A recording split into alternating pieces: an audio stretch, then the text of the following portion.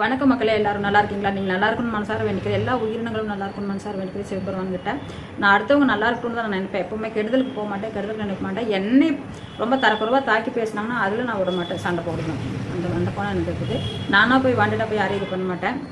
எங்கள் வீட்டுக்காரை பற்றி ஒவ்வொன்றும் சொல்லிக்கிட்டு இருக்கிறேன். அவர் ரொம்ப ஓவராக எந்த விதத்துலையும் என்னை சந்தோஷமாக அவர் வச்சுக்கவே இல்லைங்க. அது மட்டும் 100க்கு 100 சொல்லுவேன். ஒரு விபச்சாரிகிட்ட போவாங்கள்ல, ஒரு ரெட் லைன் அந்த மாதிரி போகிறாங்க பாருங்க, அந்த இதில் தான் வச்சுருந்தார் என்னைய. காசு கொடுத்து அவங்க சுகத்துக்கு போகிறாங்க அப்படின்னா அந்த மாதிரி தான் என்னை பயன்படுத்தியிருந்தார். அதுவும் அவர் பிடிச்சிருந்தா தான், இல்லைன்னா ஓகே போயிடும். அது அழகு வெங்காயம் அதெல்லாம் இல்லை அவருக்கு. அதெல்லாம் என்னமோ சொல்லுவாங்களா, அது மாதிரி குயில் போல் பொண்டாட்டி இருந்தாலும் குரங்கு போல் ஒரு பப்பாட்டின்னு சொல்லுவாங்க பாருங்கள், அந்த மாதிரி தான்.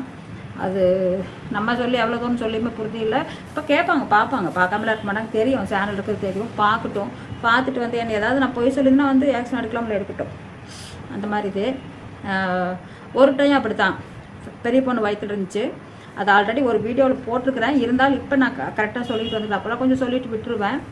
அந்த மாதிரி இருக்கும்போது ஃபஸ்ட்டு எங்கள் அம்மா கொண்டு வந்து விட்டாங்க. திருப்பி இவர் என்ன பண்ணார், எப்படியாவது கொண்டு எங்கள் அம்மா வீட்டில் விட்டுறணும், இது வேண்டாம் அப்படிங்கிறதுக்காக திரும்பவும் கொண்டு வந்தாங்க.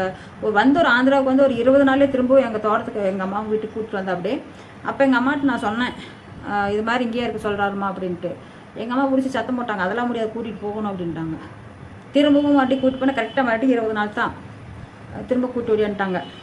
வாமிட்டிங் பண்ணது முடியல, அப்படி இப்படி 4வது மாதம் 4 முடிஞ்சு 5 ஸ்டார்ட் ஆயிருந்துச்சு. அப்போ வந்து அப்போவும் வாமிட்டிங் வந்துக்கிட்டு தான் இருந்துச்சு, முடியாமல் இருந்துச்சு. ட்ரெயினில் வர்றோம், அப்போல்லாம் என்னைய ரிசர்வேஷன் அதெல்லாம் எதில் பண்ண நார்மல் இதில் தான் கூப்பிட்டு வந்தேன். அப்படி இடம் கிடச்சிதானா, இடம் கிடச்சிட்டு இருந்துச்சு. வர்றப்போ ஒரு ப்ரெக்னெண்ட்டாக இருக்கும்போது ஆசைக்கே சாப்பிட்லாம், இல்லை வயிறு பசிச்சே சாப்பிட்லாம் இருக்கும். அப்போ வந்து உட்காந்துட்டு வர்றப்ப நான் என்ன நினச்சி அழுதுட்டு வந்தேன்னா, நம்ம வீட்டுக்காரர் நம்மளை விட்டுட்டு வந்துடுவார், நம்ம தனியாக வீட்டுக்காரரை விட்டு பிரிஞ்சு தான் இருக்கணும் அப்படிங்கிற ஒரு அந்த பாசத்தில் தான் நான் அழுதுகிட்டே தான் வந்தேன். நான் இன்னை அங்கே போனால் விட்டுட்டு வந்துடுவார்ல, இருக்க மாட்டாங்களா, அப்புறம் அந்த இதுக்காக நான் அழுதுகிட்டே வந்தேன். பக்கத்தில் இருக்கிறவங்க கேட்டாங்க, என்னென்னு ஏமா அழுகிற அப்படின்னாங்க. ஒன்றும் இல்லைங்க, எங்கள் வீட்டுக்காரர், எனக்கு தெலுங்கு தெரியாதப்பா, எங்கள் வீட்டுக்காரத்தை கேட்டாங்க. கேட்டதுக்கு அது சும்மா அழுதுகிட்டு இருக்குது அப்படின்ட்டாங்க. அப்போ என்னை கேட்டாங்க, வயிற்ற வலிக்குதுன்னு மட்டும் தான் தமிழில் தான் சொன்னேன். வயிற்ற வலிக்குது அப்படின்னு தொட்டு காமிச்சேன். அப்புறம் அவங்க வந்து ப்ரெக்னெண்ட்டாக இருக்குதியாம்மா அப்படின்னு கேட்டால் ஆமாம் அப்படின்னாங்க. எத்தனை மாதம் சொன்னாங்க, 5 மாதம் 5 வாரில் காமிச்சேன். அப்புறம் பேசிகிட்டு இருந்துட்டு அது ஏதோ குடிச்சிக்கிட்டு இருந்தாங்க, ஏதோ ஃப்ரூட்ஸோ ஏதோ சாப்பிட்டாங்க, எனக்கு கொஞ்சம் கொடுத்தாங்க.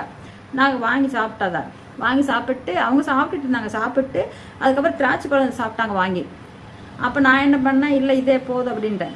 எங்கள் வீட்டுக்காரர்கிட்ட சொன்னேன், கீழே ஏதோ தண்ணி பாட்டிலுக்கோ எதுக்கோ போனால் அப்படி கீழே இறங்கி போயிட்டு மறுபடியும் வந்து மேலே உட்காந்தப்படி உட்கார்றப்ப நான் கேட்டேன், திராட்சை பழம் வண்டி அங்கே இருந்துச்சு, சின்ன வண்டியில் வச்சு கட்டி விட்டுருந்தாங்க கவரில் போட்டு, அது எனக்கு திராட்சை பழம் வேணும் வாங்கி கொடுங்க அப்படின்னேன். அப்படின்னு சொல்லும்போது சரி சரி அப்படின்ட்டு கமெண்ட் எடுத்துக்கிட்டாங்க, அசால்ட்டாக விட்டுருந்தாங்க. அப்போ ரொம்ப நேரம் கேட்டு பார்த்தேன், 2-3 டைம் போயிட மாட்டேங்குது, போய் ட்ரெயின் எடுத்துருவாங்க கீழாங்கண்ணா அப்படி அப்படின்னு சொல்லிட்டு இருந்தேன். அப்படி எனக்கு அப்போலாம் ட்ரெயின் எவ்வளோ நேரம் நிற்கும் எப்படி எனக்கு ஒன்றுமே தெரியாதனால நான் இது பண்ணிட்டு இருந்தேன். அப்புறம் அதுக்கப்புறம் கொஞ்சம் நவந்து போச்சு, கொஞ்சம் நவத்து அடுத்த பக்கம் இருக்கிறவங்க வாங்குறதுன்னு நவந்துச்சு. எங்கே போயிட மாட்டேங்குது, போய் வாங்கிட்டு வாங்க அப்படின்னு. அது வந்து 10 ரூபா இல்லை 2 ரூபா போலாம். ஒரு இவ்வளோ பழம் வச்சுருந்தாங்க, அது 2 ரூபா. அந்த 2 ரூபா காசுக்கு நீ போய் வாங்கிட்டு வந்து கொடுக்க முடியாதா? அப்போ எவ்வளவோ தூரம் சொல்லி கேட்டு பார்க்குறாங்க, போய் வாங்கிட்டே வரல. அப்புறம் அவங்க என்னம்மா வேணும்னு கேட்டாங்க. இல்லை ஒன்றும் இல்லைங்க அப்படின்ட்டு. அவங்களுக்கு நான் தமிழில் கேட்கல, அவங்களுக்கு ஒன்றும் புரியல. இப்போ வாட்டெல்லாம் தமிழ் தெரிஞ்சு எல்லாம் பாசி சில பேருக்கு தெரியுது, அந்த மாதிரி அப்படி இல்லை. அதுன்னு கேட்டதுக்கு வாங்கியே கொடுக்கல கடைசி வரைக்கும். லாஸ்ட்டில் அது போயிடுச்சுங்க, கொஞ்சம் தள்ளி போயிருந்துச்சு. வாங்கி கொடுங்க, வயிறு பசிக்குது ஏதோ சொல்லி அழுதுகிட்டே கேட்டேன். அழுதுகிட்டே தான் கேட்குறது இத்தனையும். அதுக்கப்புறம் கீழே இறங்கி போனால் அப்படி கீழே இறங்கி போயிட்டு வண்டி அப்போ தான் கொஞ்சம் மூவ் வச்சு அந்த வண்டி ட்ரெயின் இல்லை அந்த தள்ளு வண்டி, அதுக்கு போய் பாட்டு இல்லை அவன் லாஸ்ட்டுக்கு போயிட்டேன் அப்படின்ட்டு வந்துட்டார். எனக்கு நான் ஒரு மாதிரி ஆயிடுச்சு, என்னடா இது கூட இல்லையா அப்படின்ட்டு. சரி நான் கம்மனு ஒரு ஏக்கத்தன்மையோட கம்மனு அமைதியாக இருந்துக்கிட்டேன். அதுக்கப்புறம் இன்னொரு டேஸ்ட் வந்து சாப்பாடு என்னமோ வாங்கி கொடுத்தாங்க, அது கூட நான் சாப்பிடல, எனக்கு வேண்டாம் அப்படின்ட்டு. இந்த வேதனையில் எனக்கு பசி தெரியல ஒன்றும் தெரியல வேணான்ட்டேன். அப்படியே வந்துட்டோம் வீட்டுக்கு. மறுநாள் காலையில் 8 மணி 9 மணி இருக்கும், 7 மணி இருக்குமா தோட்டத்துக்கு போகிறப்ப பஸ்ஸில் இறங்கி கொஞ்சம் தூரம் நடக்கணும், ரொம்ப இல்லை கொஞ்சம் தூரம் நடக்கணும். எங்கள் சொந்த தோட்டத்தில் இல்லை, வேறு தோட்டம் குத்தகைக்கு போட்டுக்கிட்டு இருந்தாங்க, அங்கே போனது எங்கள் அம்மா திரும்பவும் அதுக்குள்ளே கூட்டிகிட்டு வந்துட்டானா அப்படின்னாங்க. அப்போல்லாம் ஃபோன் இல்லை வர்றோம் அப்படின்னு சொல்கிறதுக்குலாம் அப்புறம் சரி என்ன பண்ணுறேன்ட்டு பேசிகிட்டு இருந்தாங்க. அப்புறம் கொஞ்சம் உட்பட்டு போயிட்டு அப்படி இருக்குல்ல ஒரு பையன் யாரோ கூட வந்திருந்தாங்க. அந்த பையனை கொஞ்சம் அவங்க வீட்டில் விட்டுட்டு வரேன்ட்டு 2 நாள் வரல. அதுக்கப்புறம் வந்து கிளம்பி போயிட்டாங்க. கிளம்பி போகிறப்ப நான் கூட போனேன் பஸ் ஏற்றலான்ட்டு. போகிறப்ப எங்கள் அம்மாவும் வந்தாங்க கூட, ஓத்தையில் போயிருக்காளே அப்படின்ட்டு. எங்கள் அம்மா அந்த பக்கம் யார் கூட பேசிக்கிட்டு இருந்தாங்க. நானும் இவரும் பேசிக்கிட்டு ஒரு செவத்தில் சாஞ்ச வாக்கில் பேசிக்கிட்டு இருந்தேன். நான் ரொம்ப அழுதல் தான் பேசிக்கிட்டு இருந்தேன். அப்படி பேசிகிட்டு இருக்கும்போது தாலி செயின் கையில் பிடிச்சிட்டே பார்த்துக்கிட்டு இருந்தேன். அப்படி கையில் பிடிச்சே பார்த்துக்கிட்டு இருந்தா. அப்படி எதுக்கடா இதை பிடிச்சி பார்த்துக்கிட்டே இருக்காரு, நாங்கள் கூட நினச்சிட்டு பாசத்தில் பார்க்குறாரா அப்படின்னு பார்த்தா பஸ் வந்துருச்சு. அவன் எங்கள் அம்மா சொல்லிச்சு பஸ் வருதுங்கிட்ட அப்படி கிளம்பி போயிட்டாரு. சரி போயிட்டு வாங்க அப்படின்னா திரும்பி பார்த்து டாட்டா காமிச்சு போயிட்டா. அப்படி போய் அங்கே போய் லெட்டர் போடுறேன் அப்படிங்க. நான் பஸ் ஸ்டாண்டுக்கு அந்த பஸ் ஏறப்ப நீ வந்ததுக்கு நான் எதுக்கு தாலி பிடிச்சி பார்த்துக்கிட்டு இருந்தேன் தெரியுமா? பஸ் வர்றப்ப வெட்டுக்கு நான் அத்துக்கிட்டு அப்படியே போய் பஸ் ஏறிடலாம்னு நினச்சேன். என்னுடைய சைன் எதுக்கு உனக்கு கூடணும் அப்படின்னு சொன்னா அப்படி எனக்கு அப்படியே தூக்கி வாரி போட்டுருச்சுங்க.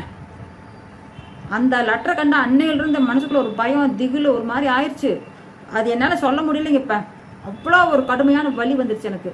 அப்பா அம்மாட்ட சொல்ல முடியல, ரொம்ப கஷ்டமாக போச்சு. அப்போ போனதுக்கப்புறம் நான் சொன்னேன். இன்னொன்று அங்கே போனதுக்கப்புறம் கூட நான் வெளியில் போயிட்டு வரப்போ வர்றப்ப திராட்சை பழம் வாங்கிட்டு வாங்க, ஆப்பிள் திராட்சை வாங்கிட்டு வான்னு சொல்கிறேன். அதுக்கும் வாங்கிட்டு வரல.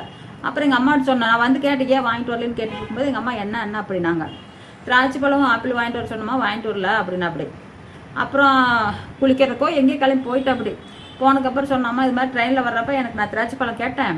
அவர் 2 ரூபாயோ 3 ரூபாயோ தான் அந்த பழம், ஆசையாக கேட்ட வாங்கி கொடுக்கலையுமா அப்படின்னேன். எங்கள் அம்மாவுக்கு பயங்கர கோவம் வந்துருச்சு. திராட்சை பழம் என் பிள்ளை எப்படி செல்லமாக நான் வளர்த்திருப்பேன், இந்த திராட்சை பழத்துக்காக என் பிள்ளை எங்கே கேட்டுச்சு அப்படின்னு சொல்லி போட்டு எங்கள் அப்பா தோட்டத்துக்குள்ளே வேலை செஞ்சுட்ருக்காரு, விவசாய வேலை. எங்கள் அப்பா கூப்பிட்டு வந்தார் வீட்டுக்கு. எதுக்குன்னு போய் வந்தார் அப்பா அப்படி சீக்கிரம் போய் ஒட்டஞ்சத்தில் போய் பழங்கள்லாம் சொல்லி விட்டாங்க. என்னென்ன பழம் இதெல்லாம் வாங்கிட்டு வாங்க அப்படின்ட்டு, அதெல்லாம் ஒரு கிலோ வாங்கிட்டு வாங்க அப்படின்ட்டு. அப்போ எங்கள் வீட்டுக்காரரும் இருக்கார். போகிறப்ப இல்லை, எங்கள் அப்பா அப்போயே போயிட்டார். அப்படியே வெஸ்டி கட்டிட்டு பஸ் போயிட்டா. அப்படி எங்கள் அப்பா எல்லாம் ஒரு கிலோவாக வாங்கிட்டு வந்தாங்க. மாதுளம்பழம், ஆப்பிள் பழம், திராட்சை, வாழைப்பழம் எல்லாமே நிறைய வாங்கிட்டு வந்துருந்தாங்க. வர்றப்போ இவ்வளோ நிறையா இருக்கும், எல்லாம் போட்டு தான் வாங்கிட்டு வந்துருந்தாங்க. கொண்டு வந்துட்டு நான் எங்கள் வீட்டுக்காரர் வந்தாப்படி அப்போ தான் எங்கள் அப்பா கொண்டாந்து கொடுத்தாங்க. கொடுத்ததே நான் வாங்கி வச்சுட்டு எதுக்கு இத்தனை வாங்கிட்டு வந்தீங்க, கொஞ்சம் கொஞ்சமாக வாங்கிட்டு வந்துருக்கலாம்ல அப்படிங்கிட்டு. கொஞ்சம் தூரம் ஒரு 3/4 மணி நேரம் 1 மணி நேரம் போயிட்டு வாங்கிட்டு வரணும் அந்த ஃப்ரூட்ஸு. அப்போ நான் எங்கள் அம்மா காட்டுக்கு போயிட்டாங்க வேலைக்கு போயிட்டு மதிய சாப்பாட்டுக்கு வந்தாங்க. மதிய சாப்பாட்டுக்கு வரும்போது இந்த ஃப்ரூட்ஸ் எல்லாம் அங்கே இருந்துச்சு. கொஞ்சம் திராட்சை பழம் மட்டும் சாப்பிட்டேங்க. ஏன்னா ரொம்ப சாப்பிட்டாலும் எனக்கு வாமிட்டிங் வந்துட்டே இருந்துச்சு. அந்த திராட்சை பழம் கொஞ்சம் கழுவி சாப்பிட்டுட்டு இருந்தேன். எங்கள் அம்மா வந்தாங்க. எங்கள் அம்மாவுக்கு கோவம் வந்து ஒரு பக்கத்தில் ஏதோ ஒரு சாமான் பிடிச்சி தட்டி விட்டுட்டு அந்த திராட்சை பழத்துக்கு கூட வாங்கி கொடுக்க முடியாமல் ஓக்கிது இல்லையா என் பிள்ளைக்கு வாங்கி கொடுக்க அப்படின்னு திட்டாங்க. இத்தனை பழம் உனக்கு என்ன மனம் போல் உனக்கு வேணுங்கெல்லாம் நாங்கள் வாங்கி வந்து கொடுக்குறோம், அந்த திராட்சை பழம் தான் வந்து நொட்டுதாங்க அப்படின்ட்டாங்க.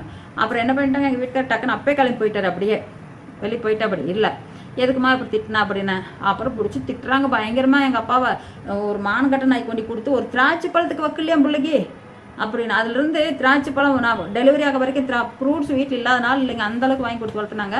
ஏன்னா அந்த ஒரு திராட்சை பழத்துக்கு எனக்கு அவ்வளோ தூரம் கொடுமை பண்ணார். கடவுளால் எங்கே இருந்தாலும் நல்லா இருக்கட்டும் நான் தான் வேண்டிக்கிறேன்.